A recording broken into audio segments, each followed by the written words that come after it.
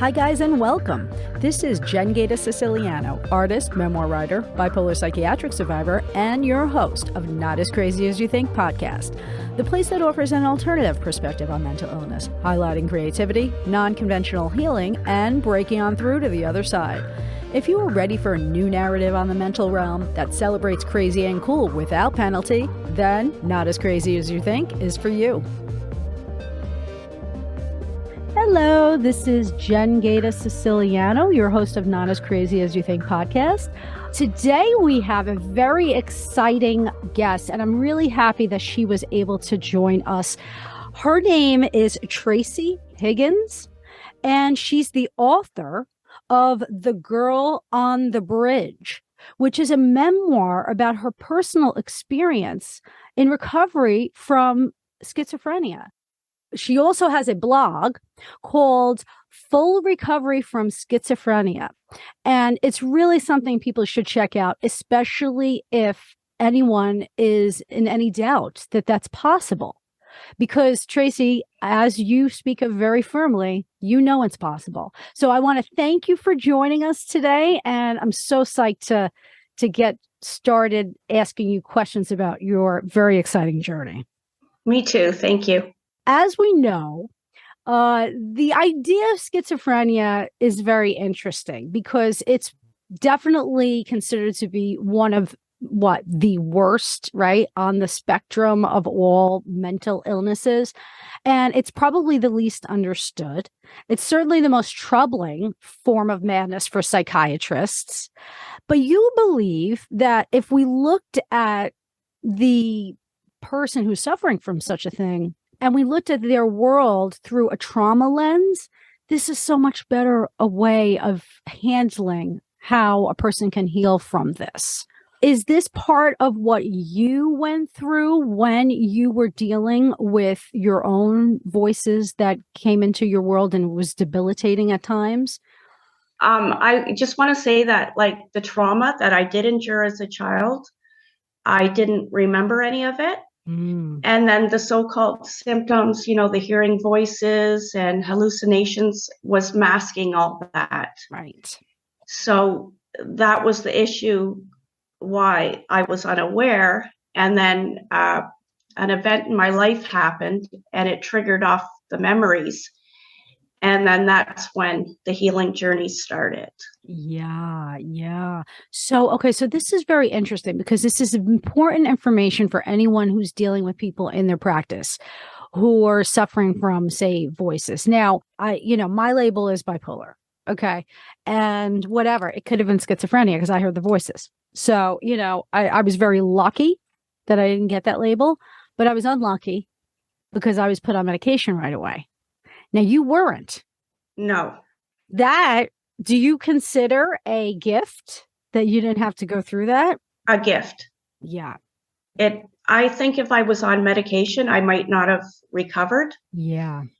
Because I feel, but I don't know for sure. I just listen to other people and they say that the medication is actually preventing them from healing because their emotions are blunted. Right. So I think that might be the case. It's the same with bipolars because if you're labeled that, they give you medication right away. There's no conversation about it. You have to get on medication, Yes. And there's so many of us now are just like, screw you. We know it's bullshit. We've known it was bullshit from day one. It didn't make any sense to me. I actually had a very big T trauma. It was like a near-death experience. I was in another country. I barely made it home, but they didn't even look at that. I had my breakdown like 24 hours after this happened. And it was like, they just were like, no, you were sick before you went over there. And I'm like, really? So, I had gone to India far away. And so they just told their own story without any interest in finding out, what the root cause of it was. Now, you had gone to see a lot of different people because when you were growing up, there were issues with your family and you were in and out of foster care, right? With all these other people. So in your experience, I know that you were in the hands of a lot of social workers, but were you I can't remember, were you involved with like serious like therapy before your experience that triggered all those memories? Never. Okay. There was just one incident in the book where I talk about the social worker who did enter my world and try to make a connection. And then that terrified her so much that she ended up quitting her job. Wow. Yeah, it was just too much for her. Yeah. So I was just left in that state. I mean, you obviously know, like, you're always very vocal about the biological psychiatry. That whole perspective is the thing that's holding back the mental health, I guess, system from getting better. There's no progress. Now, you're from Canada. So, like, obviously, this is a worldwide problem. And, there's plenty of experts who say, it's not about they're not biological illnesses. It's about dealing with the psychological trauma. Yes. Now, you can't do that, right? If it's only about medication. So clearly where you're from as well, they are also going down that treatment plan of going for the meds first because they believe it's in the biology. Yeah. Like the meds is the sole treatment. And then most of the time psychotherapy isn't looked at as a solution. So they discount that and just focus on the brain, which my personal experience, it wasn't like I woke up one day and said, oh, I need to fix my brain. Like, it played no role in my healing. Right. And I never used medication. So that's a false narrative.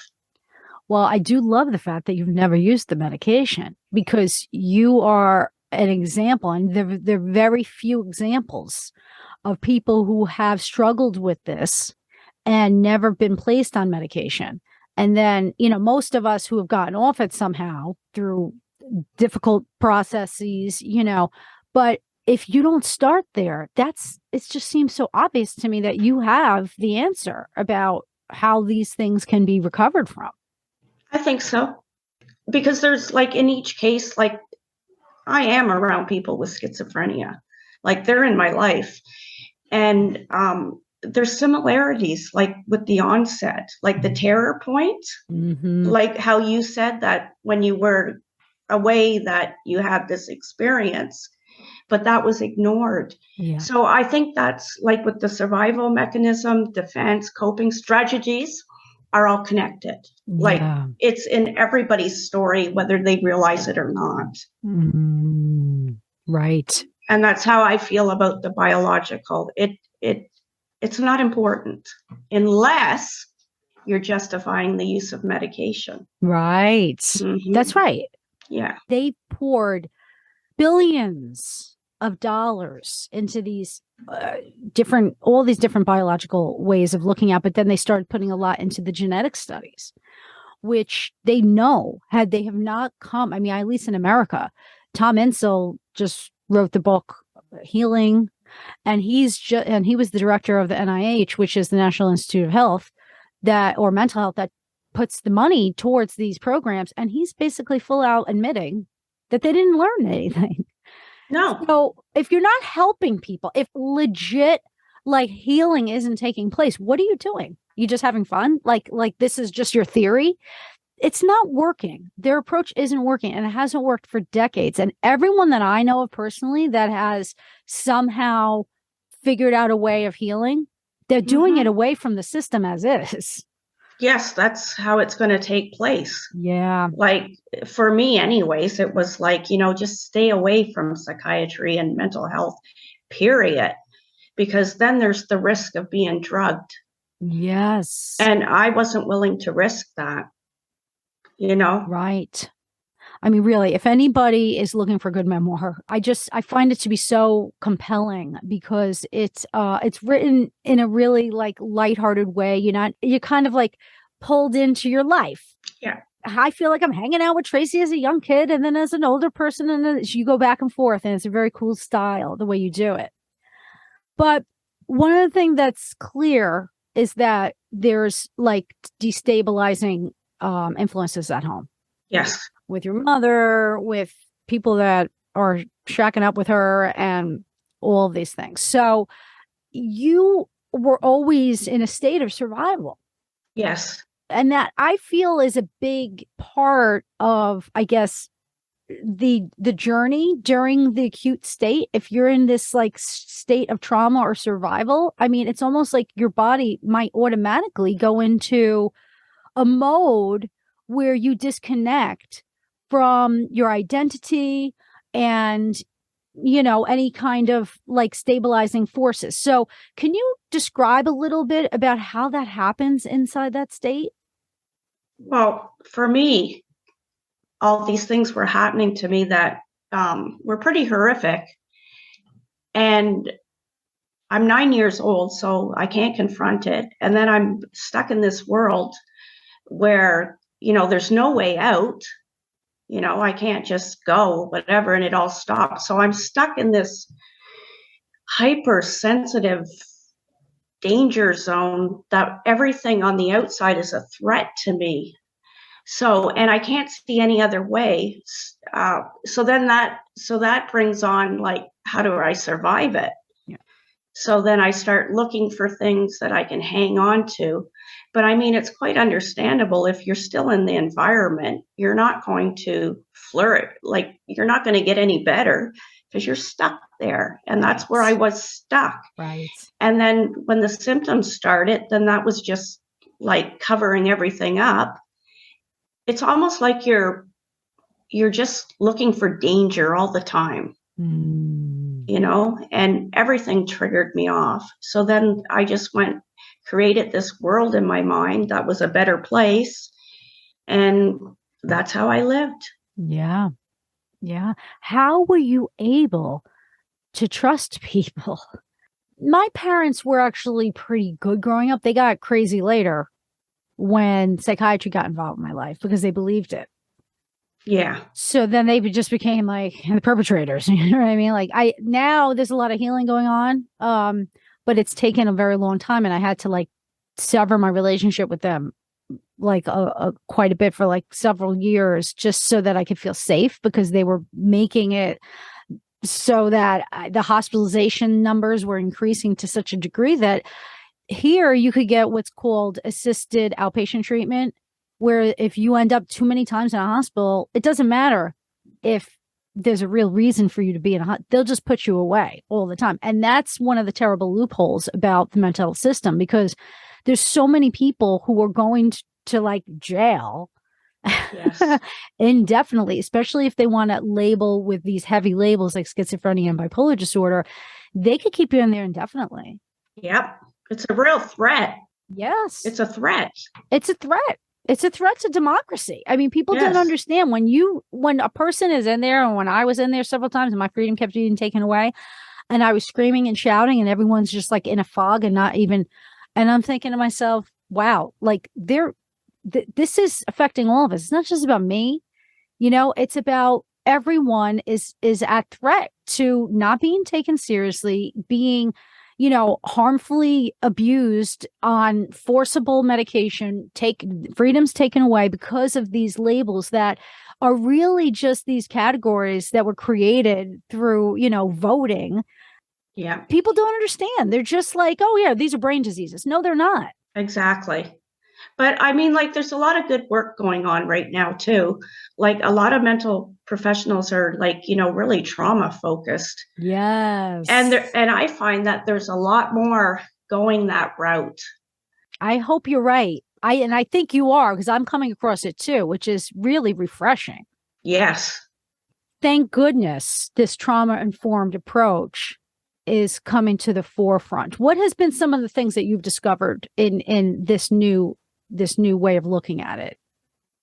I just think that there's a lot more studies on it. Mm-hmm. They're writing more about it and reaching more people. The only hiccup I see is that biological psychiatry is attacking these professionals and discounting the trauma. But I mean, like, the more we talk about it, the more it's going to get out there. Like, so I think that I'm not sure if there's going to be a shift in psychiatry because, after all schizophrenia, bipolar, or whatever, that's the billing system. Yes, yes. If you don't have those labels, then how do they get paid? Exactly. So I think they really want to protect that angle. But I mean, I see changes all the time, like little pockets of hope everywhere. Like, I mean, just us being here. Yes. And, educating others, Absolutely. we're doing our part. We're doing our part. Yes, I agree. I think it's super, super important. And as you say, the more stories, personal stories that get out there, again, your book, there's a lot that you go through. One of your main triggers, and you've brought this up before on your blog and in your writings and everything, about how many times they trace it back. Schizophrenic symptoms are traced back to a time where there could have been sexual child abuse. Yeah. So, I mean, I can't think of another way, a reason that's stronger for a person to want to run away from their own identity, like going inside and just finding another way to cope. I mean, it's so clear to me. And the fact that the institutes that are in place that are claiming that they're the experts that can help people with these symptoms, that they don't even want to look at the trauma point of view. It's so sad to me. It's so sad to me that, and that's, I guess, the reason why I keep fighting, because even though my life is getting progressively a little brighter, my future, that wasn't the case 2 years ago before I did the podcast. I just feel that it's because I'm finally able to get out there and share my story. There are certain people that have a story to tell. And for the medical establishment to say, no, you shouldn't be talking because, you're the one that we can't trust. It's shocking. It's the other way around. They can't be trusted. Right. I mean, like, they're just pushing that brain disease theory. It's got no basis in reality. Like, I understand the biological component where, you have the survival mechanisms and the defense, to protect self. Yes. Like, I understand that. And then as far as the symptoms are concerned, I refer to them as reactions to trauma. Right. Like they're absolutely true. Like, their descriptions and everything, but they're reactions. Right. And then a lot of psychiatrists will say, oh, well, that, whatever. Like, they just ignore it. They don't want to look at it. Psychiatry is like a culture, hey? Yeah. They're all doing their own thing, and they're just ignoring what the sufferer needs. It's all about them. Yeah, it really is, isn't it? Yeah. I mean, it really comes down to their field, their way of looking at it. It's like they're always protecting the larger entity. It's it never felt to me that it was a one-on-one. I have a therapist now who's wonderful, and it's a true one-on-one journey. He's by my side. I know I can rely on him and go to him and get guidance. Yes. But he understands psychiatry. He understands it's the problem. It's the problem. You know what I mean? I think a lot of them do understand that. But I mean, like, working within the system, if you like complain or whatever, you can lose your job. Yeah. Right. So I don't know. I wouldn't say we need to abolish it, but I mean, if they're not going to get with the program, they need to go.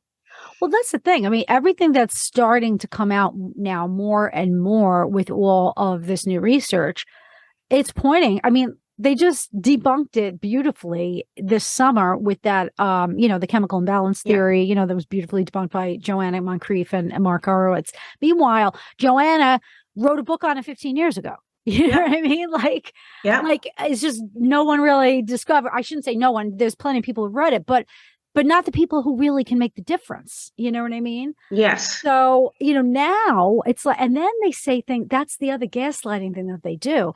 Now that it's coming out, the people who didn't want to give it praise were saying things like, well, it's nothing that we didn't know. I know. And I'm thinking, then why are you telling everybody this still? Especially when people have committed suicide. I know. I don't know. Should there be a lawsuit or something? See, that's the other thing in terms of liabilities. Yeah. I mean, I know that there's so many people who have really been led to suicide because of the suicide ideation that it results from medication. Yes. Like they might not have even gone through with it. So, yeah, I mean, in terms of accountability, I mean, if anything, I would be running from the profession if I was in the profession as a psychiatrist at this point. I don't think that they are very safe. I think that you have mentioned, and I have seen it several times, is that many people who are on meds happily and, fine. You know what I mean? Like, I'm not trying to take anything away from you, if that should work, but they are backlashing against people who are critical of the medication treatment. Yeah. So how do you handle that and respond to that? Because you haven't even been on medication. No. Well, I try not to go into the medication part because I'm not knowledgeable about it. I just hear like stories like yours and everybody else. So I just try to put forth that, no, I wasn't on any medication. So like this proves that you don't even need medication to heal. You need a good therapist, or you just go it alone and do it yourself. Your way that you did that, and I was really, really in high esteem for how you did it. I was blown away by it, actually, because, when you knew you needed to deal with your trauma head on because it came up for you and quickly. Yeah. You were like, I got these kids. What am I gonna, and you made that choice to put them in foster care, right? Yes. Temporarily. Yes. Yeah. What a courageous thing for you to do, because you got right to work. Oh, I did. Yep. And it was great. Tell us a little bit about that choice that you made and how you did it, because really it was really within months that you were able to face this head on and make progress. Well, I was just thinking to myself, do I want my kids to see me in that mental state? Mm-hmm. Because with the schizophrenia, I always hid it from them. Mm-hmm. Just try to appear the normal mom and then just make the bonding important. Right. So, and then at the point when I was into the really heavy stuff, I said, I can't let them see me like this. And that's when I made the call. Mm. But I mean, when I made the call, of course, my son, he was old enough to understand, like to question, Mom, why do I have to go away? And I just approached that by phoning him every day at 4:00. Mm. And that worked. And then, taking care of that, never missed that phone call. Mm. And then when I felt that I had was stabilized enough, then I brought them home. And it was just, I think, for a month that they were gone. It's amazing. Yeah. First it was going to be 2 weeks. And then I'm like, I'm not ready for this. So I extended their stay, and it benefited them and it benefited me. And then it was like a rush job to get, all these emotions out and everything. And then when I brought them back, I was still unstable, but I could still do the things I needed to do. Mm-hmm. That once I put them in daycare right away to get them out of the house in the daytime so I could do my work. Mm-hmm. And then as soon as they came home, well, my daughter, she was like in diapers, but as soon as they got home, it was like, okay, slap on the smile. Let's get on with this. So that's how I did it. Wow. I think it was one of the best decisions I made for them. It's clear, really. In fact, I don't think most people would have made that decision, for one reason or another. They're pulled towards, I got to be there for my kids, whatever, but you're not really there if you can't be there. Right. So, but you hadn't really nowhere to go. And for you to take that on, I just found it to be really, really, so I guess self-aware. And what's interesting is that you didn't even realize it, but when it hit, there was no denying it. You were like, no, I need to deal with this immediately.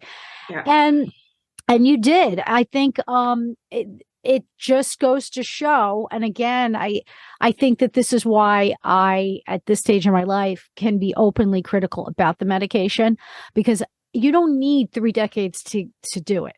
It doesn't need to take that long. But if you're on medication, it can take that long. Yeah, it slows it down. It slows everything down, and yes, sometimes it's overwhelming. And I know that, and I want to say this because the people who just discredited the chemical imbalance theories, they, for the world to see in a peer-reviewed journal, they also, Joanna prescribes them, for people who maybe has to go through, maybe it's a very, very trying situation. They feel that they need something, whatever. Yeah. But she also helps them taper. She informs them of the seriousness of taking it. This is what bothered me, because when I was 22 and they forced me on this stuff, it was like I could barely move. And and I was a dancer on off Broadway. So it was like, I was like, okay, I can't move. I can't talk, but you think that I'm in better shape than I was only a couple weeks ago. Like, I don't buy it. Like, I knew it was bullshit, but I couldn't speak anymore. You know what I mean? I couldn't speak. I couldn't read. Like, they disabled me that much, and then they left me, and they're like, well, no, we figured out what's wrong with you. But I'm like, but you didn't even hear my story. So I guess, what I enjoy by coming across people like you is that you're willing to totally use yourself. And this is, I guess, what I'm trying to do too with my future book, hopefully, if it gets picked up at some point. You're using your own self to prove your theory about the system and what works and what doesn't work through your own recovery. Now, people need more of those stories, because when I was searching, I was always looking for those stories. I was like, I don't believe it. There's got to be people who've recovered from mental illness. Well, there is, but the thing is that there's so much stigma, and then there's the threat of being not believed. Yes. So, they back away from it. But since I've been talking about it, I've lost people in my life. Really? Like family members and a really good friend. But I mean, I'm willing to take those losses. Yes. Yes. So, I mean, there's a lot to consider when you come out telling your story. Yes. So, I mean, like, at times it hasn't been very nice, but then I just think, hey, I'm walking my own path. Yeah. I can meet new friends. I can whatever. And then I just wanted to comment on the medication. I'm not anti-medication. Right. Because in hindsight, if I could redo my recovery again, I probably would have used something for anxiety. Mm-hmm. But I would have stayed clear from the antipsychotic pills. Yeah. That's what I got stuck on. Yeah. So, I mean, I've heard a lot of horrible stories about those medication, but if I could just have brought my anxiety down so I can think clearer and maybe get some sleep. Right. So I think that would have benefited me. But by then, I'm like, after I was in the psych ward, I had already seen people being like, this one grown man just tackled to the ground. Mm-hmm. Forced medications by needle. And I'm like, I am not going there. Yeah. That was me. I was forced and tackled to the ground once with a needle. Yeah. No, it's not. It's ugly. Yeah. It's horrible. What right does anybody have to do that to you? Like exactly. to put their hands on your body. Yes. So I didn't see that as any kind of solution. Well, to be fair, and it's always good to make a mention of this, because I want people who are listening, who again are on something. It's totally fine. Joanne Moncrief, again, the person who was just coming out this summer about chemical imbalances and disproving it, she prescribes, and she also says, you know what? Some people they're okay having a drink every night. Exactly. I'm a cannabis user. That has helped me get off the medication. So like, I feel like for me as an artist, like that's a much easier way to deal with my anxiety. The fact that it's there, it's okay. The thing that we're discussing is it shouldn't be forced upon anybody. I don't think so. Under any circumstance. Yes, I agree. Because right away, there's that taken away from us. There's that free agency taken away from us. And yes. I think that that's probably one of the biggest problems with the system, because how can you say that you're helping someone's mental health, but you're not giving them the chance to be alone with their own mental health every day and make choices regarding their own mental health every day? Yeah, and not even a chance to express themselves or be a part of their own treatment plan. Right. It's just like, you're doing this, that's it. Oh, you don't want to do it? It's because you have no insight. Oh, that's the best. Isn't it? Oh, that's the best. I just read an article yesterday on that. I was like, I have to say, in fact, I'm probably going to do my next podcast on that one. Yeah. Because it's really, really troublesome to hear that kind of language. The fact that we have no insight because we don't think our minds are diseased. I mean, it's bizarre. And the thing is, the whole idea of being in remission. First of all, there is no such thing. No, there isn't. So you can't even have a good day as a bipolar or schizophrenic. I mean, if you look back at the history, right? It never matured into anything progressive. It just always stayed something like really, really backwards and demeaning and oppressive, because the theories themselves, they don't hold or stand on anything except this general idea of what a few psychiatrists thought. You know what I mean? But there was never any evidence to support this stuff, but they just kept going down this road. And let's face it, I mean, in the beginning, psychiatry was all about lobotomies. Yep. They have a terrible history. It's not like it started somewhere noble. I basically tend to suggest to people, if they are struggling, try to find a therapist. Yeah, alternative. Yeah, alternative.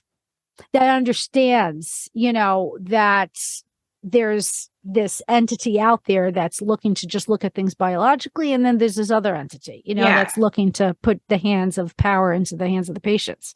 And then some of the alternatives are being called anti-psychiatry. Yeah, see, that bothers me, because it's like, for people to bring that up, it's like, listen, you could be critical of psychiatry. It's almost like it's got like a religious basis. You know what I mean? Yeah. Where it's like, it's such a dogma that how dare you come up against it?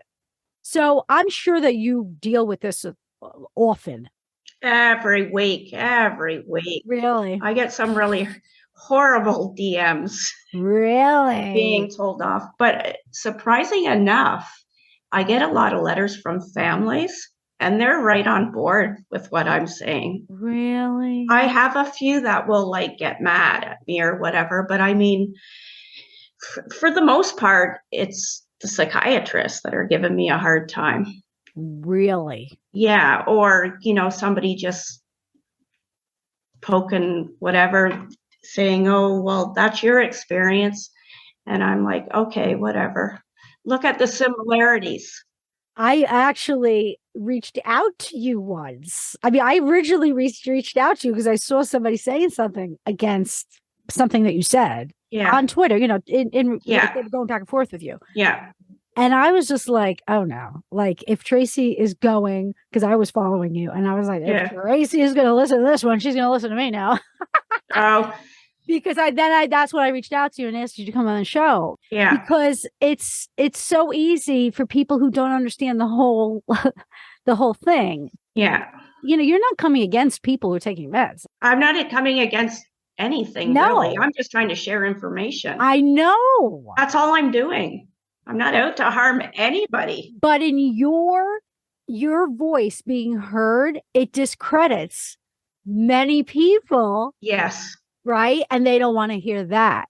But it's so silly because it doesn't have to be that way. The bottom line is, even when schizophrenics or bipolars or anyone with what they call severe mental illness, right? Our stories, they go unheard. So yes, what we're trying to do is empower others to tell their stories. Because if there's more people like us, right, then there's going to be less people listening to those who put us down, because they'll be like, no, I heard these people talking and they seem okay, right? So we need to get out there more. But you also have come across this reality that the psychiatrists don't listen to the language we use. Exactly. So those symbols that we use in our language or, whatever, they're so important. They're loaded with the information that's going to set us free, I guess, set the trauma free. Clues. They're clues. Yes. Yeah. And that's why it's important to find the right therapist. Like, for instance, with my guy, he and I worked out, I gave him a lot of like my little symbols that would come up. And when I have these, I call them shamanic journeys. Okay. Cause I go deep. Oh, okay. Yeah. I've been there. Yeah. You've been there. Okay. So I go deep and I talk to my ancestors and whatnot, but sometimes I can't get back. Right. So that's when they would have to come and, help me. Yeah. So, but that's because I never learned another way. I ended up sitting down with him and I gave him like symbolic language that I tend to use when I'm in that state. Mm-hmm. He totally got it. Nice. I would love to see more therapists getting into the nitty-gritty of that. Yes. Especially with people like, who experience the hallucinations and the voices. Did you tend to do that? Did you tend to have characters that represented certain things that showed up during certain time periods, when you were in a certain kind of state of mind with trauma, that you knew if this voice or this appearance, this hallucination should occur, that you needed to pay attention to something? Like, what was your experience with that? I didn't have any awareness into it. But I will say with the hallucinations, they were usually around the same concept. And I mean, if somebody would have looked at those hallucinations, because I'm hallucinating of, terrifying women in bizarre clothing. And then I have the scene where I'm in the forest as a young child and I see the guy dressed up in like, what's that character? Robin Hood. And then a knife at his side. And that just represented that a woman and a man had threatened my life. Yeah. And if a doctor would have asked me about those things, I could have talked about my hallucination and he would have gained knowledge from there. But nobody asked. Exactly. And that was the problem. Yeah. And that is, I think, the crux of the problem. They don't ask. And I always felt the same exact way. I always had all of these things that were going on in these journeys. Nobody gave a shit about what was actually going on. No. As if the mind doesn't play any part in, figuring things out on our own in some capacity. You're automatically written off because you showed a few behaviors that they could kind of put in diagnostic. But again, once again, the fact that you didn't get put on medication is a huge one, I think. I think so too. Yeah. Now, I don't want to go into the gritty details because I think people really need to get a hold of your book, The Girl on the Bridge. And can they get that through your website? Yeah, it is on my website and then on Amazon. Okay, great. Because it's such a riveting end. And I feel it's so personal and it could really impact a person. And I feel that you were so honest and open about it. And I do thank you from the bottom of my heart, because I feel like I don't know how many people could be as honest and open as you were. And I think it could save lives. Honestly, I think it could save lives because you share so much in depth on your journey about the sexual abuse that you've experienced. Yeah. How were you ever able? I mean, I know that last conversation with your mother where you were just like, that's it. You just like kind of cut her off. Done. Yeah. I mean, you gave her a great deal of, I guess, leeway, in terms of forgiveness for a long time. I forgave her. You did. Yes. And even I didn't know how I felt at the time about it, but I did talk to her to give her my forgiveness. Wow. I reached out to her because she was at the end of life. And I just sent her a letter and said that I have forgiven you for what you did to me. And then her response was, I ain't going anywhere there with anybody. Really? Yeah. So, and then like a little while longer, another family member had phoned my mother to see how she was doing. And her response was, is this the black sheep? Meaning me. Meaning you. Meaning me. The black sheep. Jeez, I've been called that by family too. That's the perfect thing. Label someone with a mental illness label. Yeah. Call them the black sheep. It's just so typical. It's such a shame because she made major poor choices in life. At some point, she must have dealt with some kind of guilt. Was that ever communicated? Guilt, like allowing it to happen, and no. My mother had psychosis. Yeah. Yeah, she was horrifically abused as a child, and then she Right. passed that on to me. So, I mean, she wasn't willing to go there to like have therapy or help herself. She was just more like, it was sad. Yeah.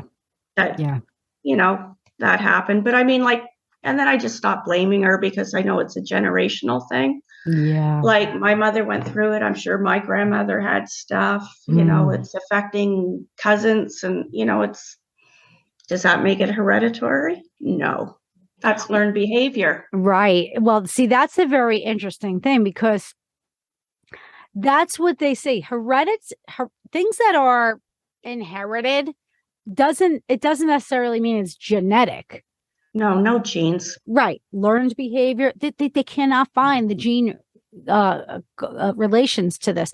If you look at the way that they're like talking about the genes, they're only making suggestions. Right. But they're making it look like they found something. Exactly. It's more of this gene tends to show up sometimes, but that gene might show up in a lot of other ways too. You know what I mean? Like it's not determinant. And could that gene actually mean a natural survival mechanism that is in our brain? Right.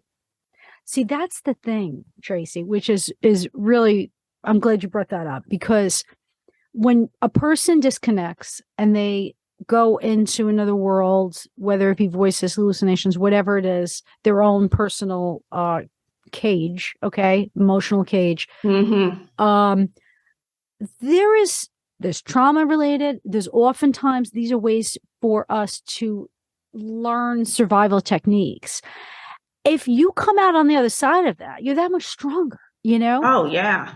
And if you're not allowing the human being to be able, if you're not giving that person and again, mental illnesses were around back in the day when I know that we think of democracy as being like, okay, it's been around for a long, long time, but really for who?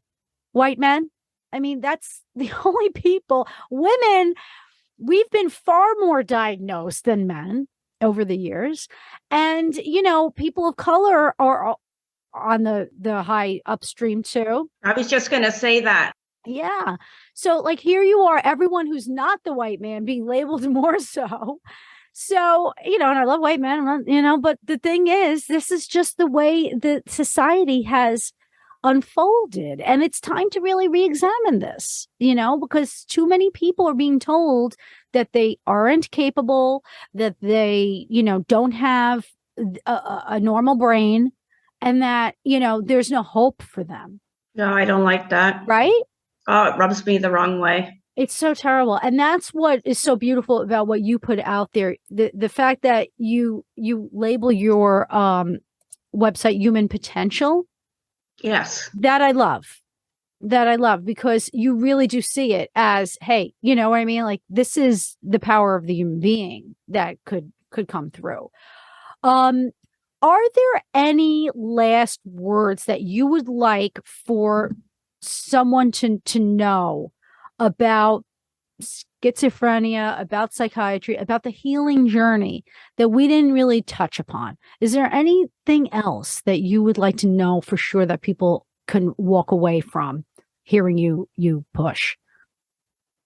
I believe that if a sufferer is willing to confront the trauma, and it's not like it's not there, our memories are stored, we can't see them, whatever, but if you can actually try to bring that out in you, you're going to have a high probability that you will recover. And I just want to say that there's so much hope have hope in yourself, trust yourself, start listening to what everything means. And I think journaling is a great tool. Yeah. It doesn't matter what you're writing. You free write, you do whatever you want, you get that out, you express yourself in art, whatever you're doing, and then find meaning in it. Because personally, when I went through the healing process, I had no awareness of any trauma until a memory was triggered off. And then that just opened the whole healing process. So I think maybe if we just focus on more hope and trauma and leave all the biological stuff behind. Yeah. Yeah. See, I think you hit it. You nailed it, because it's not as though it's not possible. Recovery is possible. Yes. I talk to so many people that have fully recovered that aren't out there like I am. And the first thing they'll say to me is, oh, I'm not ready to be out there and say that. There's, this fear, that fear, or whatever. Yeah. So, I mean, there's thousands of us. It's not like we're not there. We just, like you said, the more of us that come out and just, tell our stories, then it's going to help people to come out and tell their stories. Yeah. That's what I think. I think you're absolutely right. I was recently in a psych meds withdrawal, like Zoom group, like you're supporting, like a support group. And people were coming forward, and, I'm older than a lot of the people. So, I'm listening to them, and they're so, they're in their 20s, and they're coming through, and they're making a little comment, and they're like, oh, I hope I don't insult anybody by that. I'm like, insult, and they, they'll put down psychiatry a little bit or something. And I'm thinking, oh my God, if you only listen to what I come across. I mean, like they don't really understand the fullness of this scam, really. I mean, it's really just about money. Yeah. If you really want to help people, you're going to be listening to those people who have helped themselves, because they'll have something to give you, which is good advice. Yeah. And then be the narrator of your own story, not what other people are telling you. Yes. So. I got to tell you, if I discovered you even a few years ago, like I said, I think I've been following you for like at least 8 months, 10 months, maybe a year. But if I had known about someone like you who has the overriding message of hope, oh my goodness. Only a couple of years ago, I was still searching. I'm like, where are the hopeful ones? Because, the only ones, I've read now a couple memoirs, okay, of people who are going through stuff, but they oftentimes defer to the experts, Many, many have deferred up until this recent time period where people are now more questioning in their stories. They've always been like, pretty much saying, well, this is what they say and this is what it is. And I'm thinking, are you being critical about this? Or are you just, just accepting that the expert told me to believe it this way? And what you do is just the reverse. You're saying I had no need for those experts. I did it on my own. Yeah. I'm sharing why it happens, which is, the power of the story of the trauma. Yeah. And where no one can deny it. And then you went about and you made some hard calls in your life to make sure that recovery was at the front and center when it came up so viscerally. Yeah. There's other people out there with a similar story, but I believe yours is so unique because you never had any medication for the schizophrenia. And it could be that there was a lot of disruption in your early home life. Here I'm from New York, and it's very common to put the kids on medications very early. It's like I met a kid that was 3 years old that was put on antipsychotics for schizophrenia. I ran into him as a teenager, and he was like a shell of a person, robotic voice, and he's not even there. His whole life taken away from him. That's the thing. It's like they just don't have the right to do that. It's just so sad to me. And I have seen it too, I've seen it too. And I've seen it on the inside of the hospitals. You've experienced that what that can look like. I just want to, piggyback on your message of hope, because it's central. Recovery is possible.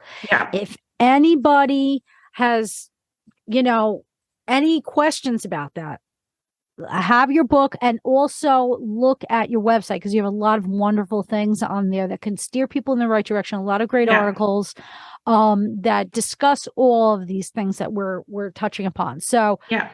Tracy, you've been an absolute pleasure. Please give our audience a way to find you. Well, I have my Twitter, like we said, which is at Tracy Higgins 92. You can, if you have any questions, you can just send me a DM. I leave them open all the time. My website is www.fullrecoveryfromschizophrenia.ca, and you can get a hold of me there. And I have a lot of good stuff out there. What else am I doing? And I have podcasts and whatever I'm doing.